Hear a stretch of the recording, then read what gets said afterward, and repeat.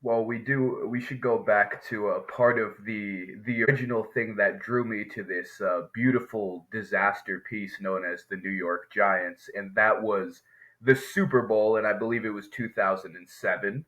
Um, All right. Being able to, the helmet catch, we don't, everyone knows that. We don't need to talk about that. We don't. But being able to Why? see the effect that a sports team has on on your dad is insane. So to me, the New York Giants were something else because they were able to make a grown man have emotions I don't know if I've seen at a game, in a sports scenario. And I was just a little kid then, so I guess in a sense you could say me being the little troll I was, that kind of kick-started the Are we Giants' gonna just interest. you're just gonna come out and immediately try to rile me up and gaslight me? Is that what this is gonna be about?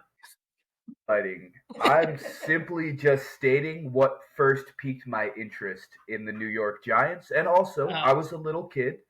On top of that, that was the first Super Bowl I really knew what was happening and what football was. So that also adds on to that, too.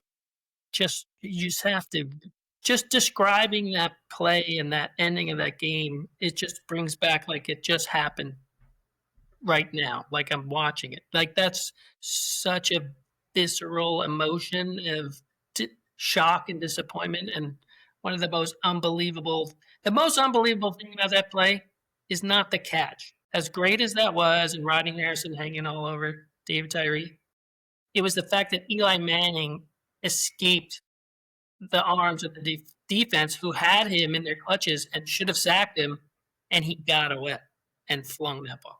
That, Oh, to yeah. me, was the best part of that play. And then they still had a score after that. So Plaxico Burress making that catch. At that point, the Patriots were finished. They were just in shock. They couldn't do it. But And anyway, we're here about talk about 2025. Gosh, damn! Now I'm so angry. yes, well, now you kind of get the last laugh because not that the Patriots have been too hot the past 3 or so years post Brady, but the Giants have been worse.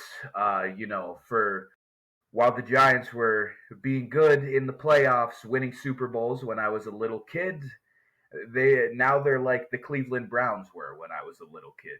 They are the butt of the joke. The only argument they really have for them is at least they're not the Jets, and that's a really not a great ceiling or a floor to start off on. So the Patriots are on the come up. Giants, I want to say they are, but I've also been saying that since we drafted Saquon when I was in high school, and not much has happened since. Well, you didn't name our dog Barkley for nothing, so I'm still smarting from as someone who grew up in New York and didn't really get to watch the Patriots, although I am a Patriots fan. Since I was a kid, uh, the Giants were my team, and for New York because my cousin rooted for the Jets. So in my house, you can't, as in this house, you can't root for the same team. We have to be able to root against one another in the game. So I'm a Patriots fan. He's a Giants fan. You heard the story.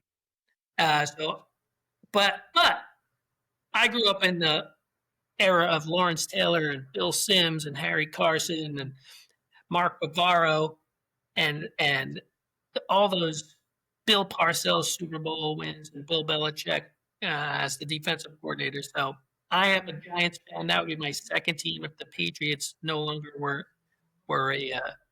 an organization. I'd root for the Giants. So except when they play each other.